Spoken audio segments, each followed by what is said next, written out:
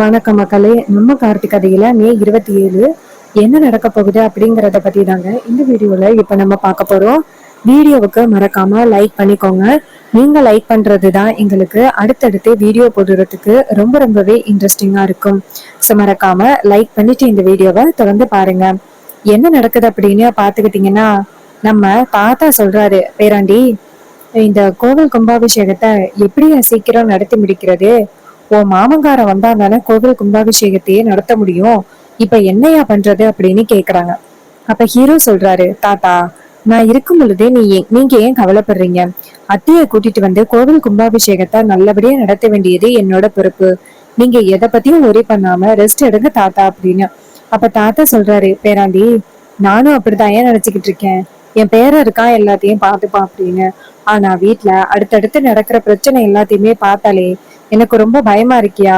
எங்கேயும் இந்த கோவில் கும்பாபிஷேகம் அந்த முத்துவாலையும் சிவனாண்டியாலையும் அந்த ஈஸ்வரியோட கோபத்தினாலையும் நின்று போயிருமோ அப்படின்னு பயமா இருக்கு. அப்ப ஹீரோ வந்துட்டு யோசிக்கிறாரு, தாத்தா ரொம்ப பயத்துல இருக்கிறாரு, எங்க இந்த கும்பாபிஷேகம் நடக்காதோ அப்படின்னு. அதுக்கு நம்ம தான் ஏதாவது முடிவு பண்ணணும் அப்படின்னு ஹீரோ யோசிக்கிறாரு. அப்ப ஹீரோ தாத்தா கிட்ட, தாத்தா, நீங்க ரெஸ்ட் எடுங்க, உங்க பேரை மேல ரொம்ப நம்பிக்கை இருக்குல்ல, அப்புறம் ஏன் நீங்க கவலைப்படுறீங்க தாத்தா அப்படின்னு சொல்லிட்டு அவங்க தாத்தாவை ரெஸ்ட் எடுக்க சொல்லிட்டு ஹீரோ வெளியில வராரு. அப்ப பாட்டி நேரா ஹீரோ கிட்ட வந்துட்டு, பாட்டியா பேராண்டி, உன் தாத்தா எப்படி பேசுறத, அவருக்கு இந்த கோவில் கும்பாபிஷேகம் நடக்காதோ அப்படின்னு ஒரு ஓரத்துல பயம் இருக்கு. ஏன்னா அடுத்தடுத்து நடக்கிற பிரச்சனை எல்லாமே அவரை ரொம்ப பயமுறுத்துது. ஈஸ்வரியோட கோபத்தை பத்தி உனக்கு நல்லாவே தெரியும். எங்க அவ கோவில் கும்பாபிஷேகத்துக்கு உன் மாமனை அனுப்ப மாட்டாளோ அப்படின்னு அவருக்கு ரொம்ப பயம் வந்துருச்சியா. அதான் உன் தாத்தா இப்படி பேசுறாரு. அப்ப ஹீரோ சொல்றாரு, பாட்டி, நான் பாத்துக்கிறேன் பாட்டி, நான் ஒரு பிளான் பண்ணிருக்கேன். அத்தை கண்டிப்பா அதுக்கு ஒத்துக்கிட்டு தான் ஆகணும். பாட்டி கேக்குறாங்க, என்னையா சொல்ற? ஹீரோ சொல்றாரு, பாட்டி, இந்த விஷயத்த பத்தி தாத்தா கிட்ட சொல்ல மாட்டேன் அப்படின்னு என்கிட்ட வாக்கு கொடுங்க. நான் கண்டிப்பா இந்த விஷயத்த பத்தி சொல்றேன். பாட்டி கேக்குறாங்க, என்னையா சொல்ற? அப்ப ஹீரோ சொல்றாரு, பாட்டி இங்க பாருங்க, இது மாதிரி கோவில் கும்பாபிஷேகத்துக்கு அத்தைய வர வைக்கிறதுக்கு என்கிட்ட ஒரு பிளான் இருக்கு. ரேவதியோட கல்யாணத்தை நான் எந்த விதத்திலையும் தடுக்கிறதுக்கு முயற்சி பண்ண மாட்டேன்னு சொல்ல போறேன். அப்படி எந்த விதத்திலையும் நான் தடுக்க முயற்சி பண்ணல அப்படிங்கிறதுக்காக நீங்க கோவில் கும்பாபிஷேகத்துக்கு வரணும் அப்படின்னு நான் அத்தை கிட்ட சொல்ல போறேன். அத்தை கண்டிப்பா சரின்னு தான் சொல்லுவாங்க. பாட்டி ஷாக் ஆகி, என்னையா சொல்ற? இப்படி இங்க பாரு, என்ன நடந்தாலும் சரி நீ கோவில் கும்பாபிஷேகத்துக்கு வந்துதான் ஆகணும். அவங்கெல்லாம் இப்படி பேசுறாங்கன்னு நீ வந்துட்டு இதெல்லாம் முடிவு பண்ணாத. இங்க பாரு, இந்த மாதிரியெல்லாம் நீ முடிவு பண்ணக்கூடாது. ரேவதி எந்த அளவுக்கு உனக்கு முக்கியம். ரேவதியை விட்டு பிரியலாம் அப்படின்னு நீ முடிவு பண்ணிட்டியா? அதற்கெல்லாம் நான் ஒத்துக்கிடவே மாட்டேன். இப்பவே நான் தாத்தா கிட்ட போய் சொல்றேன். அதுக்கு ஹீரோ சொல்றாரு, பாட்டியை தயவு செஞ்சு இந்த விஷயத்த தாத்தா கிட்ட சொல்லிடாதீங்க. தாத்தா கிட்ட சொன்னா அவருக்கு இந்த கோவில் கும்பாபிஷேகமே வேணாம் அப்படின்னு சொல்லிட்டு அவரு கோவில் கும்பாபிஷேகத்தை ஸ்டாப் பண்ணிடுவாரு. பாட்டி தயவு செஞ்சு நான் சொல்றதை கேளுங்க பாட்டி. இந்த குடும்பம் நல்லா இருக்கணும் அப்படிங்கறதுக்காக தான் நான் இப்படி ஒரு முடிவு எடுத்திருக்கேன். தயவு செஞ்சு இந்த முடிவுக்கு நீங்க எதிர் பேச்சு பேசாதீங்க பாட்டி. கோவில் கும்பாபிஷேகம் நல்லபடியா நடந்து இந்த ஊர் மக்கள் எல்லாருமே நல்லா இருக்கணும். அதுக்காக தான் நான் இப்படி ஒரு முடிவெடுத்திருக்கேன் பாட்டி. அப்ப பாட்டி சொல்றாங்க, ஐயா, நீ இப்படி ஒரு முடிவெடுப்ப அப்படின்னு நான் கொஞ்சம் கூட எதிர்பார்க்கவே இல்லை. இந்த ஊருக்காக உன்னுடைய வாழ்க்கையவே தியாகம் பண்ண ஆரம்பிச்சிட்டியா அப்படின்னு. அப்ப ஹீரோ சொல்றாரு, ஆமா பாட்டி, வேற வழி இல்ல. இந்த ஊர் மக்கள் எல்லாருமே அடுத்தடுத்த பிரச்சனையை சந்திச்சுக்கிட்டு இருக்காங்க. அது எல்லாமே கோவில் கும்பாபிஷேகத்தினாலதான் அப்படின்னு இந்த ஊர் மக்கள் எல்லாருமே நினைச்சுக்கிட்டு இருக்காங்க. அப்படி இருக்கையில நான் எப்படி இதையெல்லாம் விட்டுட்டு வேடிக்கை பார்ப்பேன் பாட்டி? எனக்கு என்னோட கல்யாண வாழ்க்கையை விட எனக்கு இதான் முக்கியம் பாட்டி அப்படின்னு சொல்லிட்டு ஹீரோ என்ன பண்றாரு அப்படின்னா நேரா வந்துட்டு கிளம்புறாரு. இன்னொரு பக்கம் பாட்டி இதை பார்த்துட்டு ரொம்ப வருத்தப்படுறாங்க. என் பேரன் இந்த ஊருக்காக தன்னுடைய வாழ்க்கையவே தியாகம் பண்றதுக்கு முன்னாடி வந்துட்டான். இந்த மாதிரி ஒரு பேரன் கிடைக்கிறதுக்கு நம்ம எல்லாருமே கொடுத்து வச்சிருக்கணும் அப்படின்ட்டு பாட்டி ரொம்ப சந்தோஷப்படுறாங்க. அப்புறமா பாட்டிக்கு இந்த விஷயத்த பத்தி தாத்தா கிட்ட சொல்ல முடியல. இன்னொரு பக்கம் நம்ம ஹீரோ வந்துட்டு நேரா அவங்க அத்தைக்கு கால் பண்றாங்க. அவங்க அத்தை போன் அட்டன் பண்ணி, என்னப்பா இந்த நேரத்துல எனக்கு போன் பண்ணிருக்க, நீ எனக்கு கால் பண்ற ஆளே கிடையாது, என்ன வேணும் உனக்கு அப்படின்னு கேக்குறாங்க. அப்ப ஹீரோ சொல்றாரு, அத்தை உங்ககிட்ட ஒரு முக்கியமான டீல் பேசணும், உங்களை நேரடியா சந்திக்கலாம் மாத்த அப்படின்னு கேக்குறாங்க.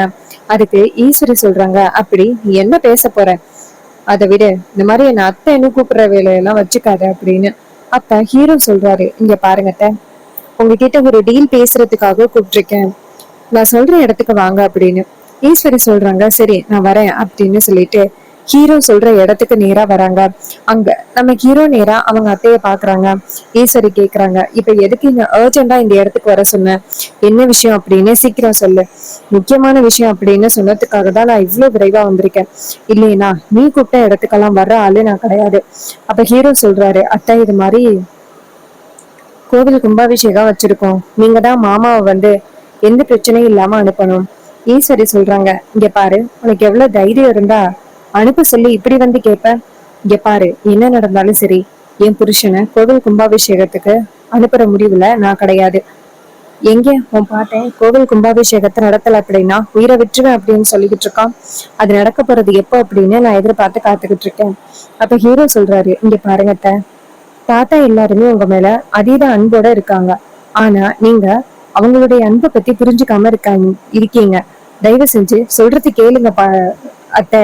ஈஸ்வரி சொல்றாங்க, ஏய் இத பத்தி பேசுறதுக்காக தான் நீ என்ன இங்க வர சொன்ன அப்படின்னு தெரிஞ்சிருந்தா நான் இந்த பக்கம் வந்திருக்கவே மாட்டேன் அப்படின்னு. அப்ப ஹீரோ சொல்றாரு, அத்தை அது மட்டும் இல்ல, இன்னும் ரொம்ப முக்கியமான ஒரு விஷயத்த நான் சொல்ல போறேன். இங்க பாருங்க, நான் வந்துட்டு என்னைக்குமே இனிமே உங்க பொண்ணோட கல்யாணத்தை தடுக்கிறதுக்கு முயற்சி பண்ண மாட்டேன். அதுக்கு கைமாறா நீங்க மாமாவை கூட்டிக்கிட்டு கோவில் கும்பாபிஷேகத்துக்கு வரணும், ஒத்துக்கிறீங்களா? ஈஸ்வரி ஒரு நிமிஷம் யோசிக்கிறாங்க. யோசிச்சுட்டு, நீ சொல்றது உண்மைதானா? நான் உன் மாமனை கூட்டிக்கிட்டு கோவில் கும்பாபிஷேகத்துக்கு வந்தா நீ ரேவதியோட கல்யாணத்தை தடுக்க மாட்டியா? அப்ப ஹீரோ சொல்றாரு, ஆமாட்ட, நான் ஒரு காலம் ரேவதியோட கல்யாணத்தை தடுக்க மாட்டேன். அதுக்கு கைமாறா நீங்க கோவில் கும்பாபிஷேகத்துக்கு மாமாவை கூட்டிட்டு வந்து கோவில் கும்பாபிஷேகத்தை சிறப்பா நடத்தி முடிக்கணும். ஈஸ்வரி சொல்றாங்க, சரி அப்ப சரி நான் ஒத்துக்கிறேன், கோவில் கும்பாபிஷேகத்துக்கு உன் மாமனை கூட்டிட்டு வரேன், ஆனா நீ கொடுத்த வாக்க மீறவே கூடாது. அதுக்கு ஹீரோ சொல்றாரு, அத்தை நான் கொடுத்த வாக்க என்னைக்குமே மீற மாட்டேன். ஈஸ்வரியும் சரி அப்ப ஓகே, நான் வீட்டுல போய் எல்லாருக்கிட்டையும் கோவில் கும்பாபிஷேகத்துக்காக ரெடியாக சொல்றேன். ஹீரோ சொல்றாரு, சரிங்க அப்படின்னு. அப்புறமா ஈஸ்வரி வந்துட்டு செம்ம ஹாப்பியா வீட்டுக்கு போறாங்க. அங்க போயிட்டு வீட்டுல உள்ள எல்லாருமே கூப்பிடுறாங்க. வில்லில இருந்து கலால இருந்து எல்லாரும் வராங்க. அவங்க வந்ததும் ஈஸ்வரி சொல்றாங்க, உங்க எல்லாருக்கும் ரொம்ப முக்கியமான ஒரு விஷயத்த சொல்ல போறேன். நாளைக்கு நடக்க போற கோவில் கும்பாபிஷேகத்துக்கு நம்ம எல்லாருமே போக போறோம். அப்பாவோட முன்னிலையில தான் இந்த கோவில் கும்பாபிஷேகம் நடக்க போகுது. எல்லாருக்கும் இப்ப சந்தோஷமா அப்படின்னு. இதை கேட்டதும் ரேவதிக்கு செம்ம ஹாப்பி ஆகுது. அம்மா, தாத்தாவோட ஊர்ல கோவில் கும்பாபிஷேகம் அப்படின்னு கேள்விப்பட்டோம், ஆனா அப்பாதான் இதை நடத்த போறாரு அப்படின்னு எனக்கே இப்பதான் தெரியுது. அம்மா நம்ம எல்லாருமே போவோம், செம்ம ஹாப்பியா இருக்கும் அப்படின்னு. இதை கேட்டுட்டு வில்லி ஷாக் ஆகி அவங்க அக்கா கிட்ட, அக்கா என்னக்கா இது அப்படின்னு. ஈஸ்வரி வில்லிய பார்த்து, சந்திரா நீ ஒரு நிமிஷம் இரு அப்படின்னு. ராஜாவுக்கு இதை கேட்டதும் சந்தேகம். ஈஸ்வரி இப்படி டக்குன்னு போறேன்னு சொல்ல மாட்டா, இவ இப்படி சொல்றா அப்படின்னா இதுக்கு பின்னாடி வேற ஏதோ பெரிய காரணம் இருக்கு அப்படின்னு. அப்புறமா ரேவதி ரோகிணி எல்லாருமே செம்ம ஹாப்பியா அவங்களுடைய ரூமுக்கு போயிட்டு கோவில் திருவிழாவுக்கு என்ன ட்ரெஸ் போட்டு போறது அப்படின்னு சொல்லி எல்லாத்தையுமே தேடி எடுத்துக்கிட்டு இருக்காங்க. இன்னொரு பக்கம் நம்ம ராஜா ஈஸ்வரிய பார்த்து, ஈஸ்வரி நீ உண்மையதான் சொல்றியா? கோவில் கும்பாபிஷேகத்துக்கு நம்ம எல்லாரும் போறோமா? என்னோட முன்னிலையில தான் கோவில் கும்பாபிஷேகம் நடக்க போகுதா? ஈஸ்வரி சொல்றாங்க, ஆமாங்க, இதுல என்ன சந்தேகம்? அப்ப அவரு சொல்றாரு, ஈஸ்வரி இதுக்கு பின்னாடி ஏதாவது உள்நோக்கம் இருக்கா? ஈஸ்வரி சொல்றாங்க, சேச்சே, இதுக்கு பின்னாடி என்ன உள்நோக்கம் இருக்க போகுது? அதெல்லாம் ஒண்ணும் இல்ல, நீங்க ரொம்ப நாளா கேட்டுக்கிட்டு இருந்தீங்கல்ல கோவில் கும்பாபிஷேகத்துக்கு உங்க அப்பா வீட்டுக்கு போகணும் அப்படின்னு, சோ அதுக்கான வேலைப்பாடுகள் தான் இது. உடனே ராஜா சொல்றாரு, ஈஸ்வரி நீ இப்படி சொல்ற ஆளே கிடையாது, பட் இதுக்கு பின்னாடி ஏதோ ஒரு காரணம் இருக்கும் அப்படின்னு மட்டும் தெரியுது, ஆனா என்ன காரணம் அப்படின்னு தெரியல, சரி பாத்துக்கிறேன் அப்படின்னு சொல்லிட்டு அவரு அந்த இடத்துல இருந்து போறாரு. அப்போ வில்லி நேரா அவங்க அக்கா கிட்ட வந்து, அக்கா மாமா கேட்ட அதே கேள்வியே கேக்குறேன், நீ அங்க போகணும்னு நினைக்கிற ஆளே கிடையாது, ஆனா நீ இப்படி நினைக்கிற அப்படின்னா இதுக்கு பின்னாடி ஏதோ ஒரு காரணம் இருக்கு, சொல்லுக்கா என்ன பிளான் அப்படின்னு. அப்ப ஈஸ்வரி சொல்றாங்க, இங்க பாரு சந்திரா, அந்த டிரைவர் பையன் இருக்கான இன்னைக்கு கூப்பிட்டு என்கிட்ட ஒரு வாக்கு கொடுத்திருக்கான், கோவில் கும்பாபிஷேகத்துக்கு குடும்பத்தோட நான் வரணுமா, அப்படி வந்தா அவன் ரேவதியோட கல்யாணத்துல எந்த இடியோடும் பண்ண மாட்டேன் அப்படின்னு எனக்கு வாக்கு கொடுத்திருக்கான். இதை கேட்டதும் வில்லி சொல்றாங்க, அக்கா அவன் சொல்றான் அப்படின்னு நீ தயவு செஞ்சு நம்பிராத. அதுக்கு ஈஸ்வரி சொல்றாங்க, இங்க பாருடி, அவன் அந்த சேதுபதியோட பேரன், ஒரு தடவை அவன் வாக்கு கொடுத்தான் அப்படின்னா சோ அந்த வாக்கை தான் அவன் நிறைவேற்றுவான், சோ நீ கவலைப்படாத அப்படின்னு. உடனே வில்லி சொல்றாங்க, சரிக்கா நீ நம்புனேன்னா எனக்கு ஓகே, அவன் இந்த கல்யாணத்தை நிறுத்த மாட்டேன் அப்படின்னு சொல்லிட்டான்னு அதுவே போதுக்கா. ஈஸ்வரி சொல்றாங்க, ஆமாண்டி நானும் அதான் நினைச்சேன். அவன் இந்த கல்யாணத்தை நிப்பாட்ட மாட்டேன் அப்படின்னு எனக்கு வாக்கு கொடுத்துருக்கான். எனக்கு அதுவே போதுண்டி அப்படின்னு சொல்ல வில்லியும் சரிக்கா நாளைக்கு எல்லாரும் கோவில் கும்பாபிஷேகத்துக்கு கிளம்பலாம் அப்படின்னு சொல்ல ஈஸ்வரியும் சரி அப்படிங்கிறாங்க. ஹீரோ நேரா அவங்க தாத்தா கிட்ட போயிட்டு, தாத்தா கோவில் கும்பாபிஷேகத்துக்கு மாமா வீட்டுல எல்லாரும் வரேன்னு சொல்லிட்டாங்க. மாமாவோட தலைமையில கோவில் கும்பாபிஷேகம் சிறப்பா நடக்க போகுது. இப்ப சந்தோஷமா தாத்தா அப்படின்னு சொல்ல அதுக்கு தாத்தா சொல்றாரு, பேராண்டி எனக்கு இப்ப ரொம்ப ஹாப்பியா இருக்கு. எங்க என் மருமவ வரமாட்டாளோ அப்படின்னு நினைச்சேன். ஆனா நீ பேசினதோட வரேன்னு சொல்லிட்டா. எனக்கு ரொம்ப சந்தோஷமா இருக்கு அப்படின்னு. அப்ப ஹீரோ சொல்றாரு, ஆமா தாத்தா நீங்க கவலைப்படாதீங்க, இந்த ஊரோட நல்லது மட்டும்தானே நமக்கு முக்கியம் அப்படின்னு. அதுக்கப்புறமா எல்லாரும் சேர்ந்து கோவில் கும்பாபிஷேகத்துக்கு போறாங்க. அங்க வந்துட்டு எல்லா ஏற்பாடுகளும் நடந்துகிட்டு இருக்கு. ராஜா வந்துட்டு அவங்க குடும்பத்தோட வராரு. அவரை பார்த்துட்டு ஊர் மக்கள் எல்லாருமே அவங்கள வரவேற்கிறாங்க. அப்ப தலைவர் சொல்றாரு, ஐயா நீங்க எப்ப இந்த கும்பாபிஷேகத்தை வந்து சிறப்பா நடத்தி கொடுப்பீங்க அப்படின்னு நாங்க எல்லாருமே எதிர்பார்த்து காத்துக்கிட்டு இருந்தோம். இப்போ நீங்களே வந்துட்டு இந்த கோவில் கும்பாபிஷேகத்தை நடத்த வந்திருக்கீங்க. நாங்க எல்லாருமே இப்ப பெருந்த சந்தோஷத்துல இருக்கோம். அதுக்கு ராஜா சொல்றாரு, இது எல்லாத்துக்கும் காரணம் ஈஸ்வரி தான். ஈஸ்வரி தான் வந்து கடைசி நேரத்துல நம்ம எல்லாரையுமே ஒத்துமையா வந்துட்டு கோவில் கும்பாபிஷேகத்தை நடத்தணும் அப்படின்னு சொன்னது. எந்த பெருமையா இருந்தாலும் ஈஸ்வரிக்கு தான் சேரும். அவங்க சொல்றாங்க, ஆமாங்கய்யா நீங்க சொல்றது சரிதான், சரி வாங்கய்யா அப்படின்னு சொல்லி கூட்டிட்டு போறாங்க. அங்க வந்துட்டு அக்னி குண்டத்துல ஐயர் எல்லாம் உட்காந்து வந்துட்டு பூஜை பண்ணிக்கிட்டு இருக்காங்க. அப்ப நம்ம ஹீரோ இருக்காருல்ல அவரும் உட்கார்ந்து இருக்காரு. ரேவதி வந்து பாக்குறாங்க, என்ன இவர் உட்கார்ந்து இருக்காரு அப்படின்னு. அப்ப மருது ஓரமா நின்னுகிட்டு இருக்காரு. அப்ப ரேவதிக்கு சின்னதா சந்தேகம் வருது. அதுக்கப்புறமா அந்த அக்னி குண்டத்துல நிறைய பூஜை எல்லாம் முடிஞ்சதோட நிறைய வந்துட்டு பூஜைகளை எல்லாம் பண்ணிக்கிட்டு இருக்காங்க.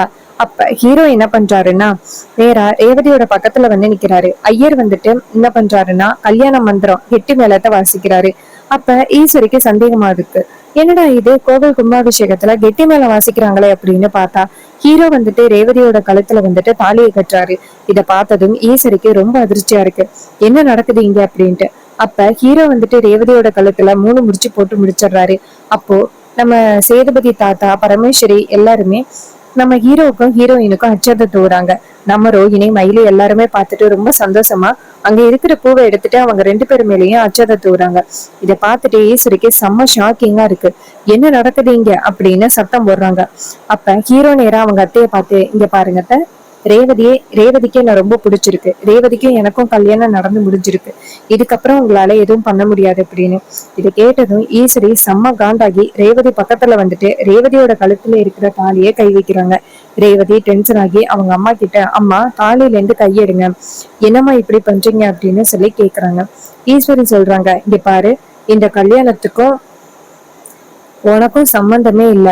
அவன் இந்த மாதிரி திருட்டுத்தனமா கல்யாணம் பண்ணா அவன் கூட சேர்ந்து வாழணும் அப்படின்னு அவசியம் இல்ல, தாலியை கலட்டிடி அப்படின்னு பேசுறாங்க. இதை கேட்டதும் ரேவதி ஷாக் ஆகி, அம்மா என்னம்மா இப்படி கொஞ்சம் கூட மனசாட்சியே இல்லாம நடந்துக்கிறீங்க, அவரு கெட்டி மேல ஒலிக்க என் கழுத்துல தாலி கட்டி இருக்காரு, அத்தனை ரிலேஷனுக்கு எதுக்க தாலி கட்டி இருக்காரு, இதை இல்லைன்னு எப்படி சொல்றது அப்படின்னு ரேவதி பேசுறாங்க. அப்போ ஈஸ்வரிக்கு என்ன பண்றதுன்னே தெரியல. இன்னொரு பக்கம் சேதுபதி சொல்றாரு, இங்க பாரு ஈஸ்வரி, என்னதான் இருந்தாலும் 2 பேருக்கும் கல்யாணம் ஆகிருச்சு. ரேவதி இந்த கல்யாணத்தை ஏத்துக்கிட்டா, நீ இந்த கல்யாணத்தை இல்ல அப்படின்னு தடை சொல்லவே முடியாது. ஈஸ்வரி சொல்றாங்க, என்ன நம்ப வச்சு ஏமாத்திட்டீங்கல்ல, கோவில் கும்பாபிஷேகத்துக்கு வந்த என் பொண்ணோட கல்யாணத்துக்கு தடையா இருக்க மாட்டேன்னு சொல்லிட்டு இப்போ கோவில் கும்பாபிஷேகத்துக்கு வந்த என் பொண்ணோட கழுத்திலேயே தாலி கட்டிருக்கீங்களா, உங்க யாரையுமே சும்மா விட மாட்டேன் அப்படின்னு ஈஸ்வரி பயங்கரமா கோவப்படுறாங்க. கண்டிப்பா நம்ம ஹீரோ வந்துட்டு ரேவதிய வந்து கல்யாணம் பண்ண போறாரு. அது அப்கமிங் எபிசோடுல ரொம்ப ரொம்ப இன்ட்ரெஸ்டிங்காவே நடக்க போகுது. ஸோ இதே மாதிரி இன்னுமே அப்டேட்ஸ் வேணுமா நம்ம சேனல்ல சப்ஸ்கிரைப் பண்ணிட்டு பக்கத்துல உள்ள பெல் ஐகானையும் கிளிக் பண்ணி ஆல்னு செட் பண்ணிக்கோங்க. அப்பதாங்க அடுத்தடுத்து வீடியோஸ் போடும் பொழுது உங்களுக்கு தொடர்ச்சியா நோட்டிபிகேஷன் கண்டினியூஸா வரும், பார்க்கலாம். இதே மாதிரி வேற ஏதாவது சுவாரஸ்யமான ஒரு கதையில பார்க்கலாம். இந்த மாதிரி நேச்சர் வீடியோ இருக்கும் பொழுது பக்கத்துல ஒரு சிட்டுக்குருவி வந்திருக்கு, அந்த சிட்டுக்குருவியை பார்க்கும் போதே ரொம்ப அழகா இருக்குங்க. உங்களுக்கு இது மாதிரி நேச்சர் வீடியோஸ் பிடிக்கும்னா நம்ம சேனலை தொடர்ந்து ஃபாலோ பண்ணுங்க. தேங்க்யூ ஃபார் வாட்சிங். See you on next new video.